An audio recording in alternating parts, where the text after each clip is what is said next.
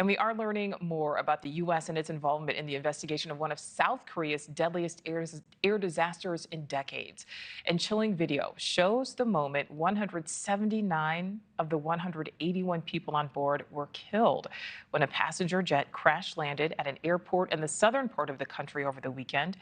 NewsNation's Rich McHugh is live following this story as it develops. Truly a tragedy, Rich. South Korean officials are saying the pilot reported a bird strike before the crash.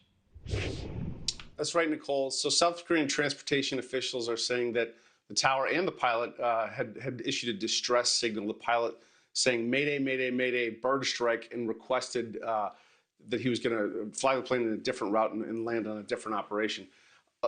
Also, a local news agency is reporting that a passenger on the plane reported a bird strike in a relative and said, "Should I say my last words?" Now, the mystery of what happened in those final few minutes of Jeju Airlines Flight 2216 is now under investigation by U.S. officials, members of the NTSB, the FAA, and Boeing. That's the manufacturer of the 17-year-old plane. They've all landed in South Korea. They will be listening to the audio from the black boxes, which have been recovered, and looking at the footage of the crash landing. In the video, you can see the Boeing 737 land on its belly and scrape along the tarmac. It appears neither the landing gear nor the flaps were working, and it could not stop itself from hitting the wall. It was a concrete wall at the end of the runway. The plane was completely destroyed. 2 surviving crew members were in the tail of the plane, reportedly. In a statement, Boeing says, "We are in contact with Jeju Air regarding Flight 2216 and stand ready to support them. We extend our deepest condolences to the families who lost loved ones, and our thoughts remain with the passengers and crew."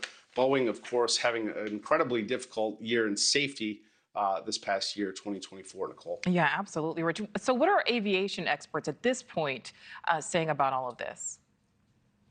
Well, they're zeroing in on a couple things, and they're saying if this was, in fact, a bird strike, it's unclear why the landing gear and the flaps would not be deployed, because there are redundancy systems that would have enabled them to open them anyway.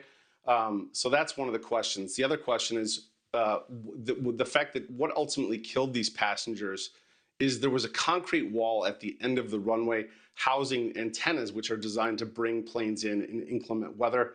Officials are saying, why was it housed in concrete? Why was it not more flexible material? And why was it at the end of the runway? These are all things, Nichole, that investigators are going to be looking at in the coming days. Absolutely. All right. Rich McHugh, thank you.